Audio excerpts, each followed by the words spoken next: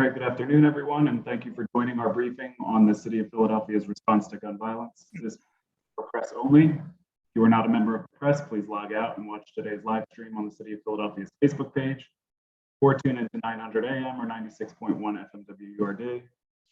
As noted in our advisory yesterday, Mayor Kenny is in Washington, D.C. today, and so we will begin our briefing with remarks by Managing Director Kumar Alexander. Kumar, you have the floor. Thank you, Kevin. Good afternoon, and thank you for joining us, everyone. Before we jump into today's briefing, first off, I'd like to note that the mayor is in Washington, D.C. today as part of a visit of the mayors and CEOs for U.S. housing investment. In Washington, D.C., he'll be meeting with several administration officials and members of Congress to advocate for more resources for housing. I also want to recognize that, as we highlighted in our previous briefing, May is Mental Health Awareness Month. It's a time that reminds us to take stock of our own mental well-being, as well as the mental well-being of those around us. We know the past 2 years have been particularly challenging on many fronts and tested our resolve.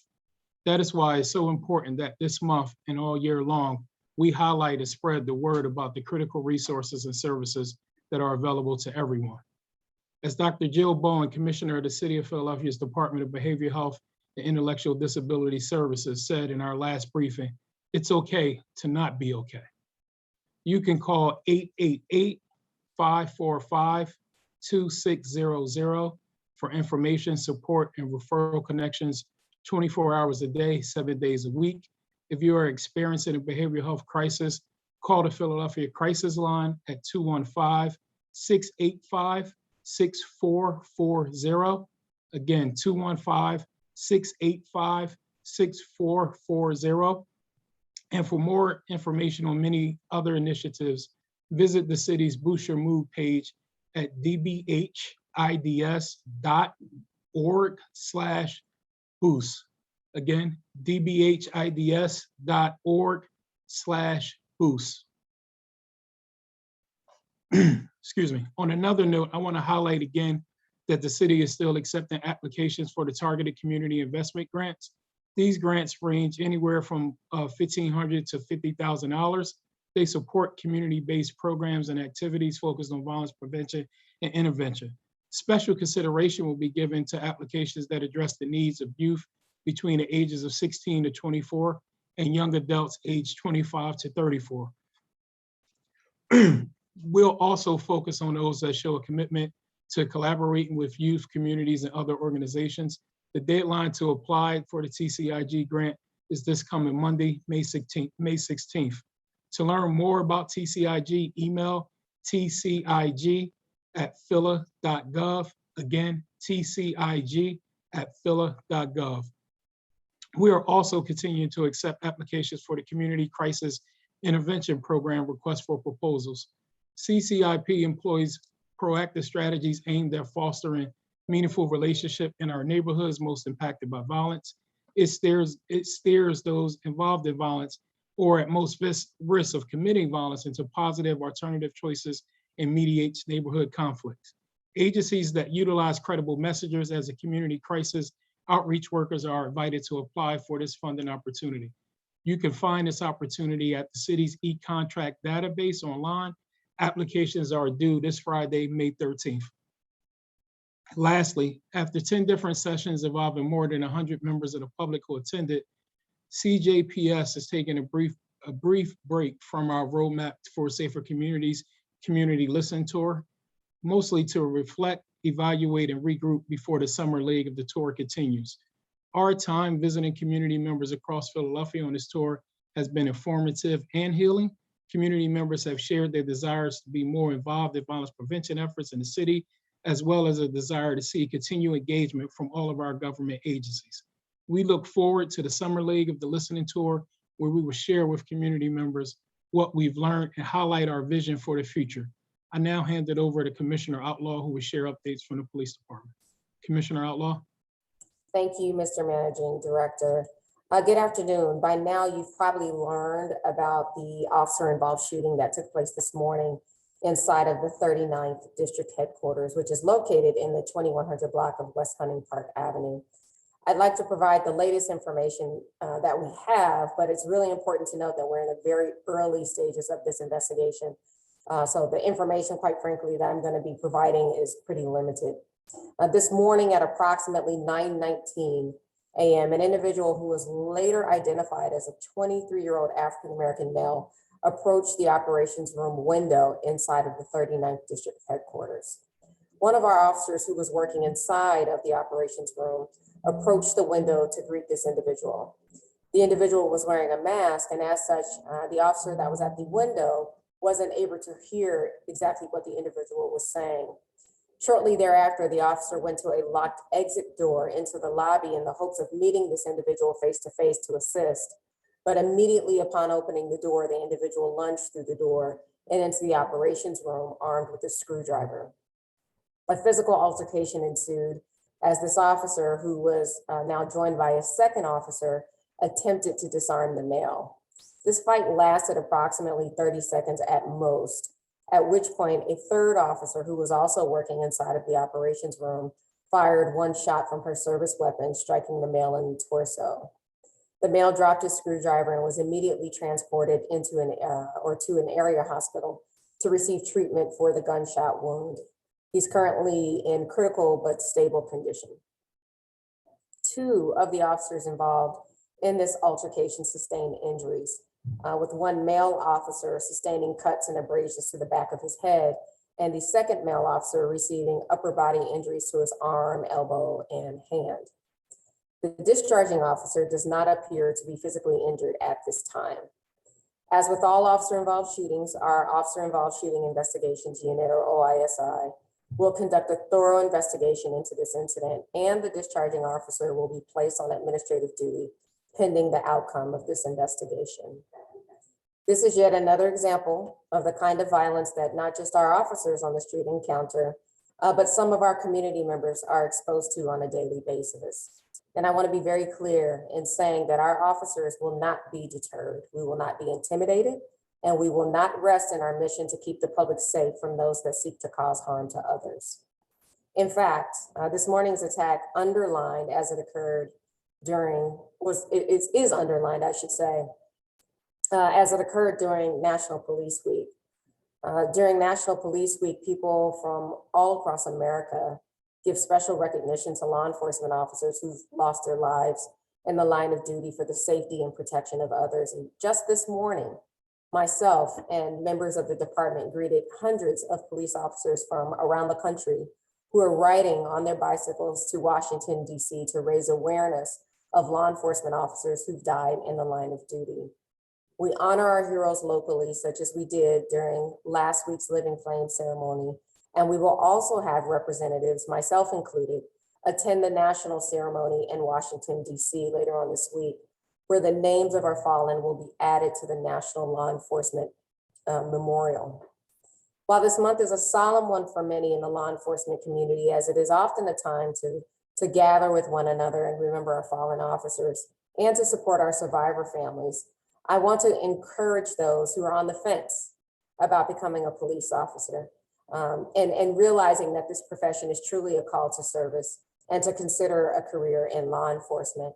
I say that because at a time when the city needs us most, when the city needs you the most, I hope those out there considering or on the fence, considering a career in law enforcement, specifically with the Philadelphia Police Department, to turn in their application. We're accepting applications for the position of police officer recruit until May 27th, 2022. So you have until May 27th. For more information on employment requirements, please go to our website, which is www.joinphillypd.com. And also note that the residency requirement has been waived and the age of hire has been lowered to age 20 or 20.3. So the caveat is that you have to be 21 by the time you graduate from the police academy. With all of that said, I'm going to now turn this over to Deputy Commissioner Joe Dales, who's our Deputy Commissioner over Patrol. As usual, he's going to discuss trends in our pinpoint areas, and then he'd be followed by Deputy Commissioner Ben Nash, who's the Deputy Commissioner over Investigations, who will provide information on wanted individuals, as well as updates on some of the investigations that we wish to highlight. DC Dales? Thank you, Commissioner.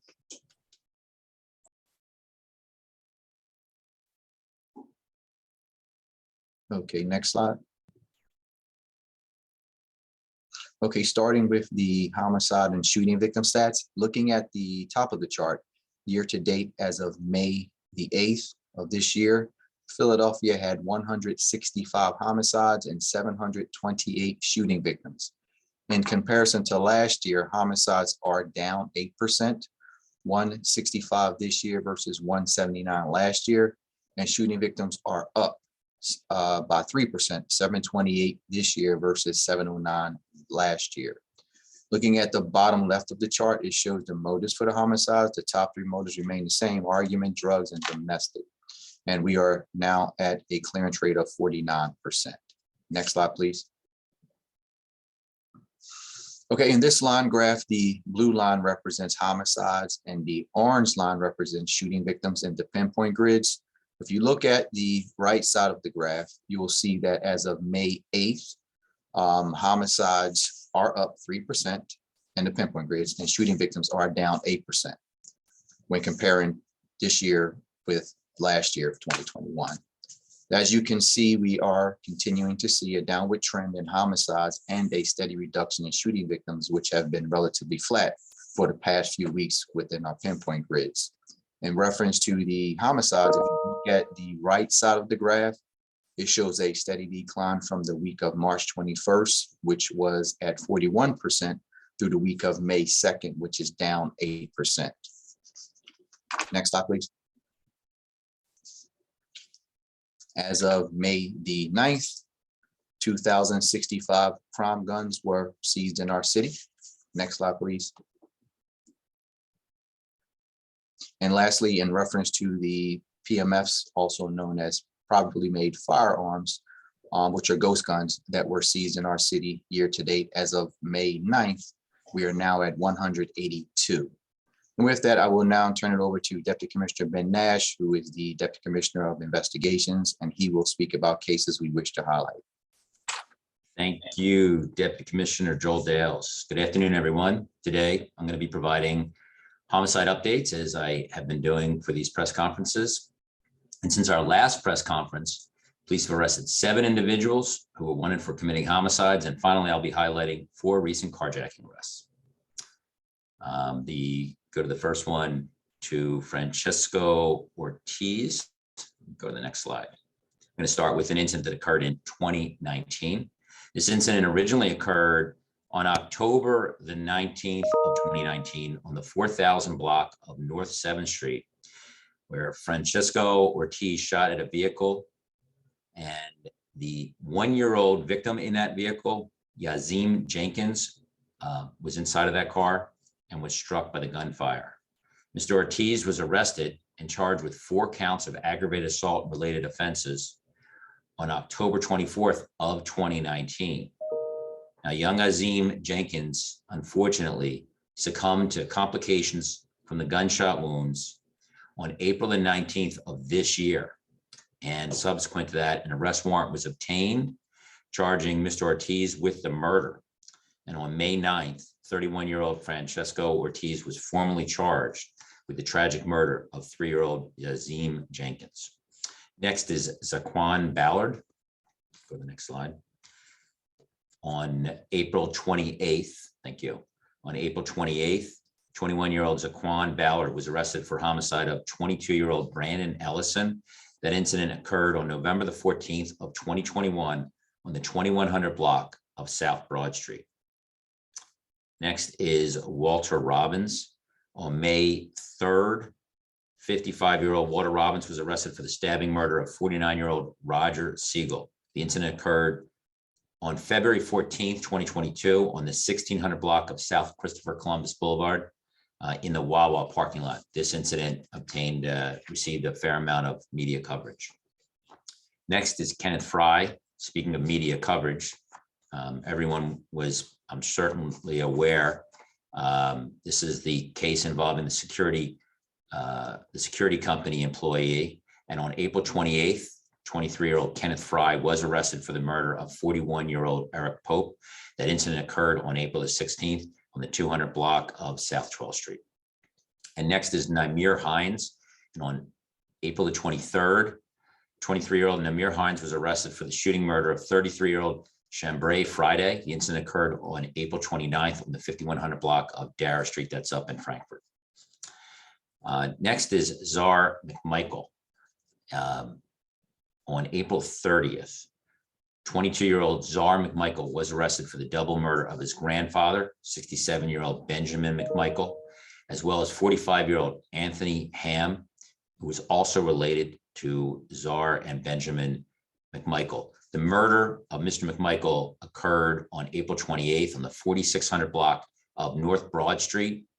The murder of Anthony Ham occurred 2 days later on April the 30th, when he went to check on Mr. Mcmichael, on Benjamin Mcmichael, and he was confronted by Czar Mcmichael, who was armed with a gun at that time, who shot and killed him inside the residence. The officers immediately responded and were able to take Mr. Czar Mcmichael into custody while he was still in that area. Next is Amira Cross. And on May 28th, 28-year-old Amira Cross was arrested for the murder of 29-year-old Latoya Mcnair. The incident occurred on May 8th on the 7300 block of Oxford Avenue after a verbal altercation turned physical. This was outside of Chuck's Alibi Seafood Restaurant, and the police were out there and made an immediate arrest on that incident. Next is, I've got some carjacking arrests to speak about. I'm going to briefly talk about 4 carjacking arrests. The first one was from 5100 Ray Street, and on May 4th, 25-year-old Deshaun Pringle was arrested for the following offenses. He was arrested for a carjacking that occurred on April 23rd on the 5100 block of Ray Street. Also a carjacking that occurred on May 1st on the 1100 block of Lombard Street, as well as an aggravated assault on police that occurred on May 4th on 500 East High Street while he was attempting to flee from the police. The firearm that you see up on the screen was used during one of the carjackings, and it was recovered from the vehicle that Mr. Pringle was operating at the time of his arrest. Next is from 1700 Arnold Street, and the map up there shows where the incident initially occurred and where he was arrested. And on April 29th, 18-year-old Damil Brown was arrested on 700 Green Street for the attempted carjacking of a female complainant that occurred 3 hours prior on the 1700 block of Arnold Street up in the far northeast. Next is 2600 South 75th Street. And on April 30th, police arrested a 15-year-old male on the 5500 block of Regent Street for a point of gun carjacking that occurred 30 minutes prior on the 2600 block of South 75th Street. And finally, the next slide will have 1500 Cotman. And on May 9th, 26-year-old Johnsley Torres got into a dispute with a Lyft driver, pulled out a firearm and shot at the complainant, but fortunately he missed him. The complainant drove off, called 911. Torres approached a second vehicle seated in a vehicle across the street, asked for a ride because the police were chasing him, he indicated. When the male refused, Torres forcibly took that vehicle, carjacked the victim, point of gun, and fled the scene. Police located Mr. Torres and the vehicle at 7300 block of Algon after he crashed the vehicle. Recovered from that offender was a .40 caliber Beretta, which you see up on your screen. Both victims positively identified Johnsley Torres as the offender. And with that, I'm going to turn it back over to Kevin in the mayor's office. Great, thank you, Deputy Commissioner Nash, and to all of our speakers. We will now move to Q&A for members of the press. Today we have a little bit of extra time, so one representative from each media outlet is permitted to ask questions. We are asking the reporters to limit their round of questions in the first round to 3 or fewer. Armando is available for Spanish translation as needed. And so with that, I will turn it over to Walter Perez of Channel 6. Walter? Hi, can you hear me? Yep, we can hear you. This is for the commissioner. Just 2 questions. Commissioner, one was, we have information that the officer who was attacked in the 39th was stabbed in the back of the head. I just want to see if you can clarify that. And also, yesterday when we were speaking with Eric Grip, he talked about, he kind of inferred that saying in broad daylight doesn't mean anything anymore because there's so many crimes that occur in broad daylight over the past year. If you could just address that and also the reports that we have of the officer being stabbed in the 39th. Sure. So to the first question, Walter, I think it's still too early to tell. When I left, I went both to the 39th district and then left the 39th and went over to Temple to check on the officer. When I was checking on the officer was in the process of being evaluated by a physician. So I think it's still too early to tell exactly how the injury was sustained, but obviously that's something that we'll know later on as the investigation unfolds.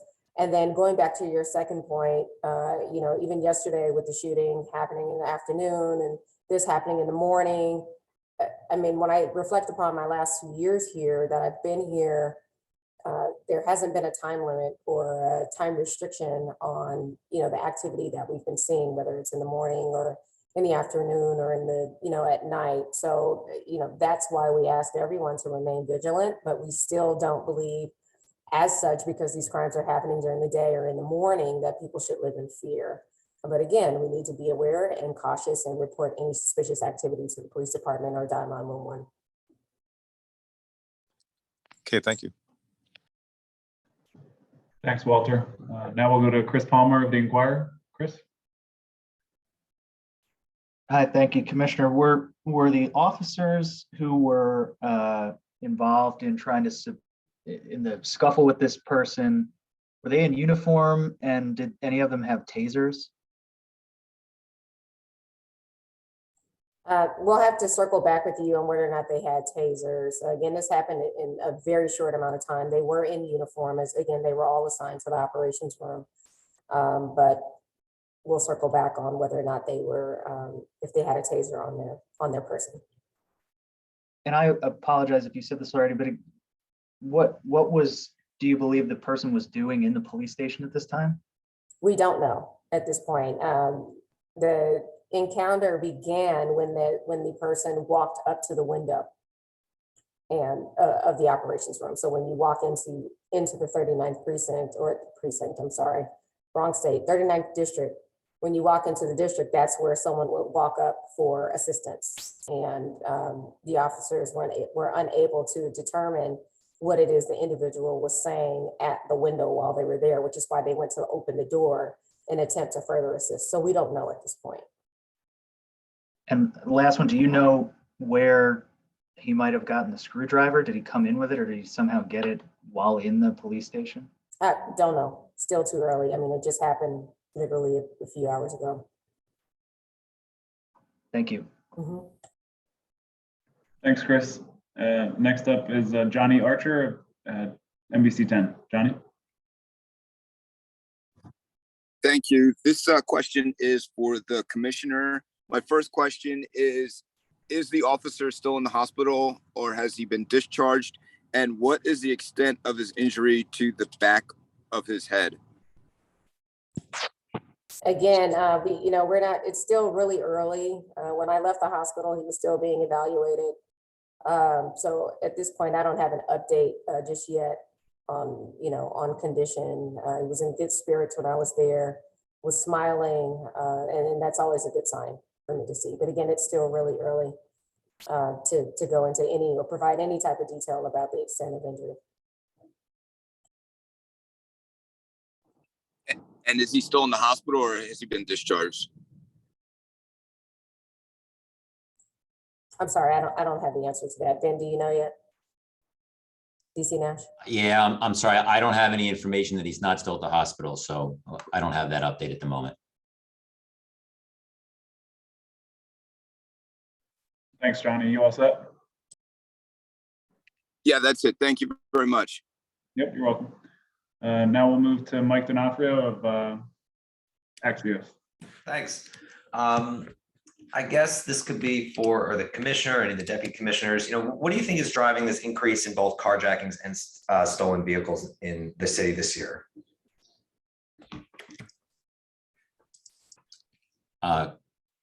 Commissioner, you want me to take that? Sure. You know, and we've talked about this as we've been doing these press conferences and on press conferences that deal with just the carjackings. There's a number of reasons.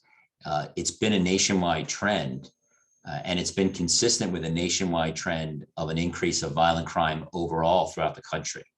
Just today, the New York Times did a story about the homicides being significantly increased across the country. We started seeing it at the tail end of last year in a significant way. Specifically, I think one of the driving forces ended up being some of the delivery services and the car sharing. And also we've seen carjackings being talked about on social media. And we've also recognized that a lot of the offenders are young. We're seeing juvenile offenders as young as 12 or 13 being involved in some of these carjackings. So the answer to your question is, I don't think there's one factor overall that's behind the increase of carjackings, but I think it's a lot of things that for a number of reasons, and it's being experienced across the country. Would you be able to say how many people you've arrested so far who are under 20 years old for carjacking? So I can tell you that we have, I have it as under 18, 53 have been arrested. That's males as well as females. And we have an additional 50 from the age of 18 to 20. So 20 or below is over 100 already that we've arrested. And that's a big portion of our overall arrests. That's the vast majority of them. And then maybe just lastly, what is the overall arrest number for carjackings so far this year? So far this year, we have 169 individuals that have been arrested for carjacking. Is that through today? Is that through today or? As of 2 days ago. Okay. And, you know, one thing I want to be clear about is that is a number of the people that we've established enough information, evidence that we can charge with a carjacking. And that can come about in a number of ways, whether they're in a car that was just carjacked and we got them identified as the person or persons responsible for the carjacking. For a number of them, they've been arrested post the carjacking incident. And we've been able to develop information, technological information that, you know, whether it's cell phone or other things that put them at the scene, and they've been identified, or we have enough, or forensics like fingerprints or DNA. We've arrested a number of other individuals operating vehicles that have been stolen during the course of a carjacking, but we're not able to arrest them because we have to build up enough of our probable cause in order to charge them with the carjacking. So it's a large number of arrests already this year. In fact, I can tell you that we are just about equal to the number of people that we arrested for carjacking for the entire year of last year. And we're only in the middle of May at this time. So we are making a significant number of arrests, and the carjackings have been slowing down in their frequency, but they're trending down, but I'm not ready to say that we've eradicated them. And I don't think anywhere in the country has been able to say that either. It's something that we're experiencing throughout the country, but we are having an impact, and I think it's slowing down. And we're doing a really good job of following up on some of these. So the number of people that we've arrested for carjackings to this date, we're going to arrest additional people who have done it, and we'll continue to make arrests. Thank you. Appreciate it. Thank you. Thanks, Mike. Next up is Jack Tomzik of Metro. Jack? Thank you. First question for Commissioner Outlaw. How close were the officers who were involved in the scuffle to the suspect when he was shot?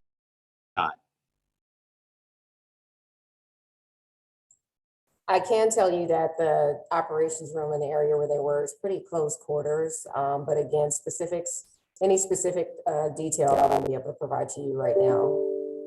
Still too early. And And what's the policy for the police department? Someone has an object like a screwdriver. I mean, is that considered a weapon? And what is that considered for your policies? The answer is it depends. There are a lot of objects that can be used as a weapon, but that can also be determined to be deadly. And it depends on the ability, the intent, the means, and the opportunity of that individual with that weapon. And then it also depends on what the officer perceives at the time they make the decision to use force. So there are a lot of circumstances that are looked at comprehensively and in totality to answer that question. And were both of the officers who were injured hospitalized, or just the one who was hospitalized? There was one, the discharging officer was not injured that we believe. There was the officer with the injuries to his head was the one that was transported to the hospital. And the other officer, I believe, was going to be evaluated at a later time. Okay, thank you. You're welcome. Thanks, Jack. Next up, we'll go to Matt Petrillo of CBS 3. Matt? Hi, good afternoon. Thank you for your time. This is for police regarding there was a homicide at the gas station in East Mount Airy Monday afternoon. Do you know what weapons the two gunmen in the security video, what weapons they were holding at the time? And any leads on and any suspects in that case, and sort of following up to what Walter was saying, just, you know, what do you make of another daylight shooting that happened in the city? So Matt, I'll talk about the weapons from the video. We've not recovered the weapons, so I can't say definitively what the weapons were. But from the video that we've been able to see and that has been played in the media, one of them was in possession of a long gun consistent with an AK-47, and the fired cartridge casings are consistent with that that were recovered from the scene. And it looked like the other one was a handgun. Hopefully we'll be able to recover, identify the individuals responsible for that terrible shooting, and find the guns. It was a brazen act of viciousness. I think everybody who watches that video can see them shooting while other people are just standing around trying to get gas at a gas station. And in fact, they chased down their victim and continued to shoot at him. So I think I've heard a mother talking on the news just today or this morning, talking about the viciousness and what could possess somebody to do that. Nobody has that answer right now. Only those individuals can talk about that. As far as the daylight itself, you know, as the commissioner indicated previously, it doesn't seem like we have a time limit on any of the violent crime that's occurring. We've seen it happen early in the morning. We've seen it happen late at night, but it's not just the cover of darkness that people are trying to get an advantage in shooting. Over the weekend, we saw a horrific crime that also was captured on daylight. That was a domestic incident. We believe is a domestic incident. It showed somebody, a male individual shooting a female in broad daylight on Mother's Day. I just can't begin to imagine what it is that's in the minds of the people that can do that. So I'm not gonna have any thoughts on that or have anything to say on that. Just that I think we have to be conscious that things can happen at any time. And while I don't know what necessarily could have been done, because clearly the gas station shooting was a targeted offense, when it comes to the carjackings that I know everyone is concerned about, we always talk about being aware of your surroundings. And in fact, in one of the carjackings that happened earlier this week, there was an individual who was pulling up to park a vehicle and saw somebody and didn't look right, but stayed in the car for a little bit and then got out of the car. And in fact, that person was a victim of a carjacking. If you pull up to where you reside or where you're going to get something, and you just don't feel right about it, drive away, drive to a well-lit area or drive somewhere else, make a phone call, see if somebody can meet you and come outside, or wait for that person to pass. But daylight isn't stopping our criminals from committing violent acts. Okay, thank you. That was it. Thank you. And thanks, Matt. Next up, Francis Wong of NBC 10. Francis. Hi there. I just wanted to see if you guys had an update on all of the chaos and the incidents in Kensington yesterday. And also maybe this is something that Erica or someone else could speak to, but just in terms of quality of life, public safety for the people who live in that area who might be shaken up by kind of the back-to-back incidents that happened yesterday. Is there anything that we can share with them? Thank you. Well, I don't have information on who's responsible for that horrific brazen daytime shooting where 4 people got shot. The information we have, we believe there was an earlier dispute, and the people responsible that were involved in the dispute went and retrieved firearms and brazenly opened fire on innocent people as well as anybody that they might have been shooting. They might have intended to be shooting at, and as a result, 4 people got shot, 2 were shot critically. And that followed, as you indicated, just on the heels of a horrific accident that occurred throughout in the middle of the night, early in the early hours of the night. It's too early to say what in the world could have been going on with somebody operating a vehicle in such a reckless manner.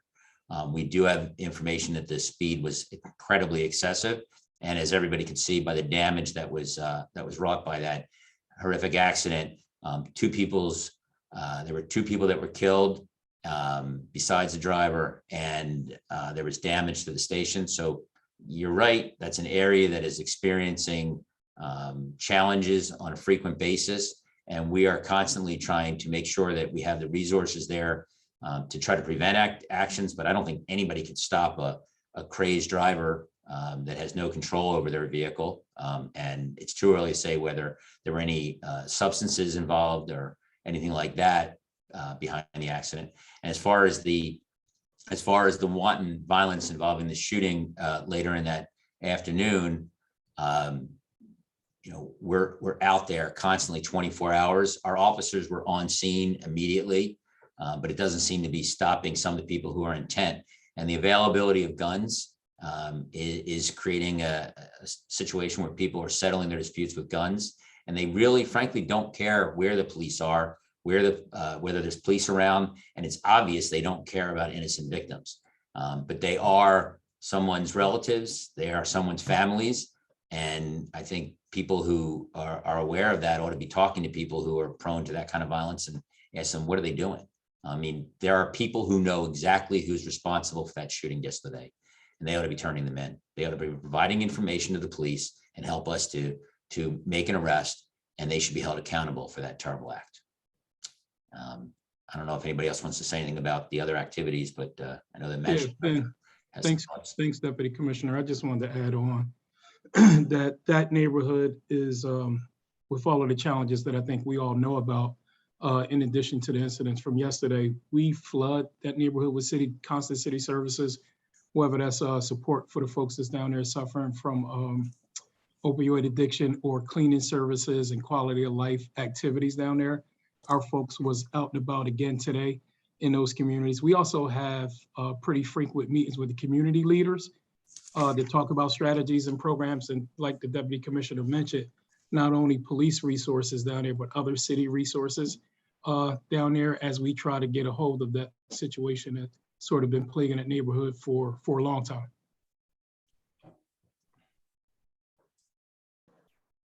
Francis, you all set?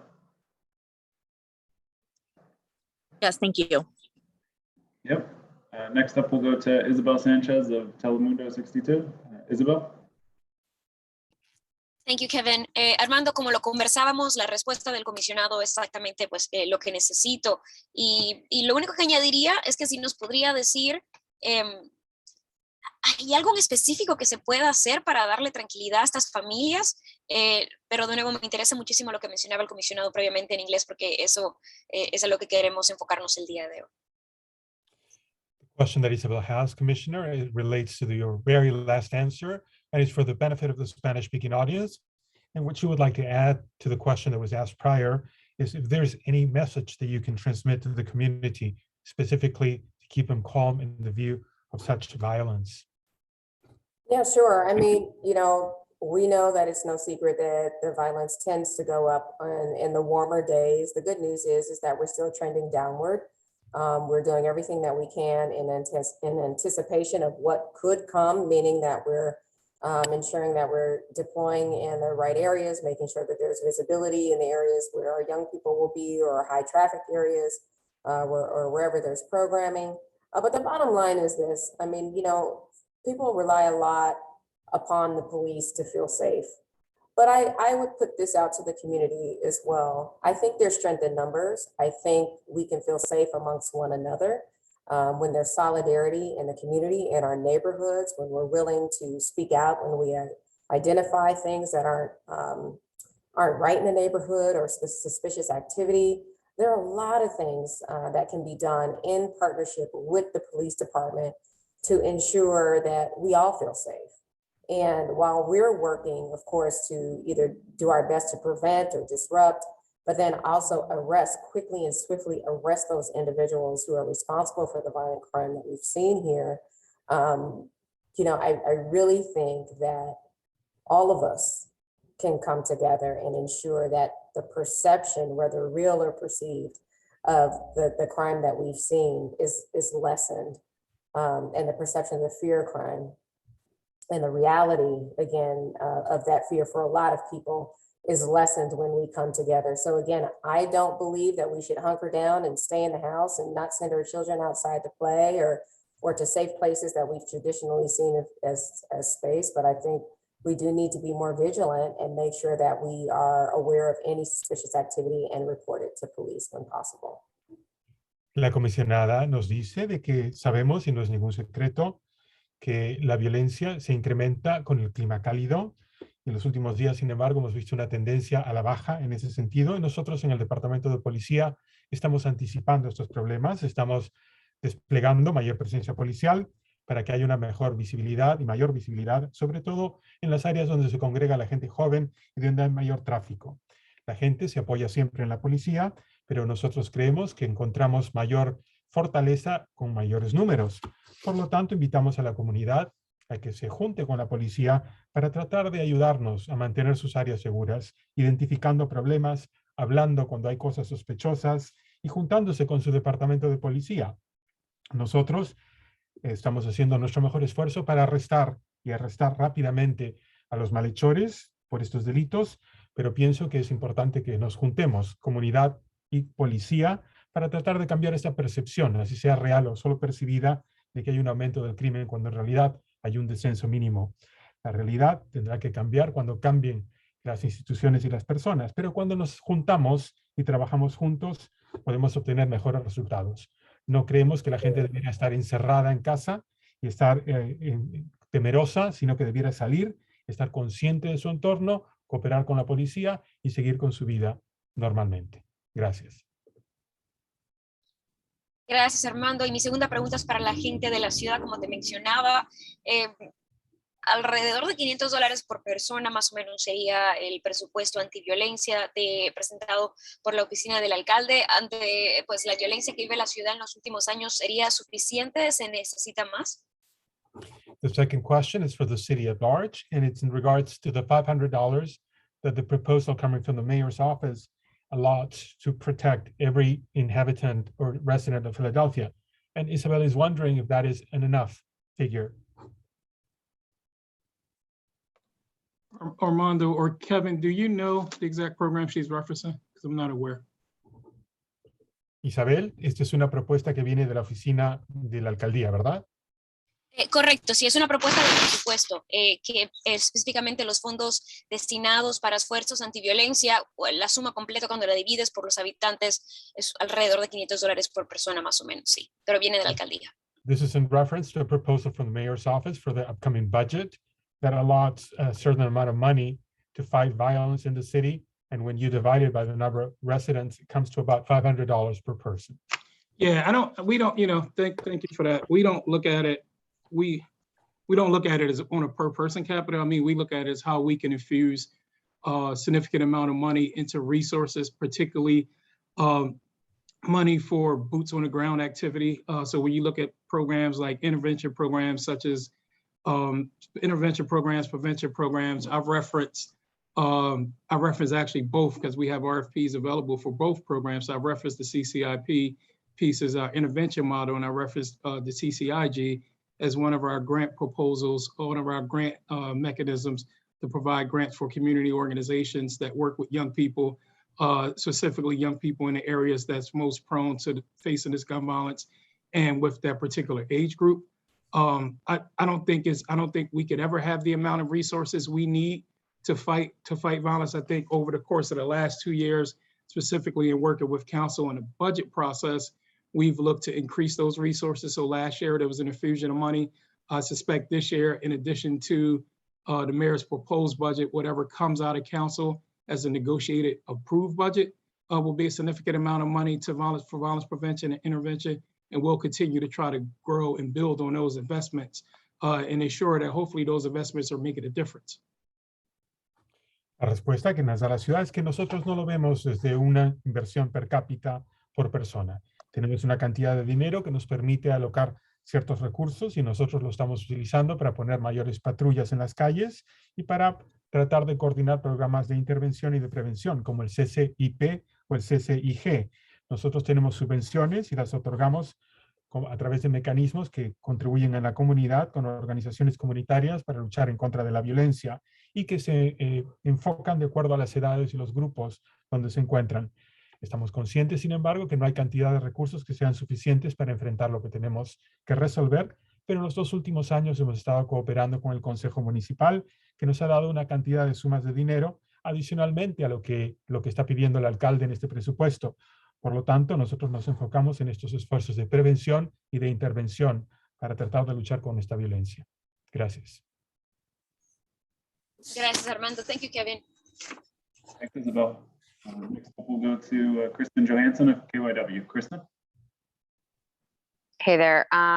This is kind of a two-parter. So first, maybe you guys don't know, but does it seem that this man who entered the police district today, did he have any sort of mental health crisis, seemingly, if we know?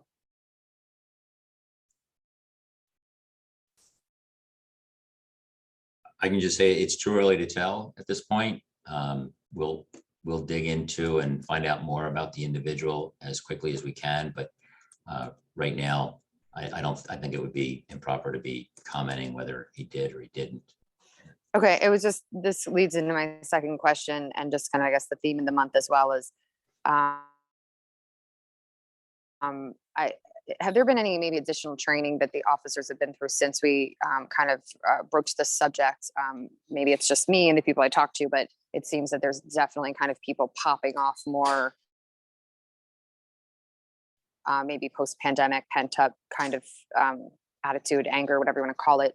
And so have police maybe been trained? I mean, maybe you guys have seen it, I'm not sure, but it's just something that has been a discussion within our newsroom. I know it's just people seeming more angry and then and kind of having these mental health issues. Have you guys been, or has the department been training more officers? I know there was a program that was implemented right after Walter Wallace was shot and killed, and I just want to kind of gauge that. Absolutely. So it wasn't new. When the shooting of Mr. Wallace occurred, there had been ongoing crisis intervention training. Prior to my arrival here, the issuance of tasers, this is just the discussion that was had, the issuance of tasers was coupled with CIT training. Since then, we've decoupled the training, also ensuring that more officers not only are trained in crisis intervention, but also ensuring that additional officers receive tasers, which is continued to occur. We've also expanded that crisis intervention training to our dispatchers, and the vast majority of our dispatchers have been trained, in addition to a mental health script that our dispatchers are using so that we can get the most information from a caller when a call taker is receiving information from somebody dialing 911. With all of that said, you know, although we have more officers on the street that are trained to identify someone in crisis, although we've rolled out our co-responder pilot program, although we've had trained dispatchers, although we have more officers with tasers, we don't always know what we're dealing with until an incident happens. And sometimes things, you know, just, you know, in answer to your question that you just asked, someone doesn't necessarily exhibit that they're in crisis when something happens so quickly, and someone always isn't in crisis, or there isn't a documented history of someone having mental health issues. So it's a very, I don't want to say it's a sticky subject, but sometimes we just don't know, and officers have to react to what they see as they're experiencing it. And then hopefully over time, we learn from these incidences to try to prevent these things from happening in the future. But I think this particular incident is just really too difficult to tell at this point. But training has been an ongoing for us, and it didn't just happen with the shooting of Walter Wallace. But what it did do was ensure that we rolled out our tasers to more officers assigned, as opposed to just only assigning tasers to those who received the CIT training. Okay, and then just at large, I mean, are you guys seeing maybe a trend of people kind of, for example, I walked just by a normal block I always walk to, two guys get out and start throwing punches because of a stop sign, like over a stop sign. It's just, and we started talking about that, and there's been more and more of these incidents, and I don't know if that's something you guys have seen, and in that instance, nobody knew if they should call 911 or they shouldn't call 911 because it was, but the guys ended up getting back in their car and leaving. But I guess the bigger question is, are you guys seeing kind of more incidents of like people flying off the handles?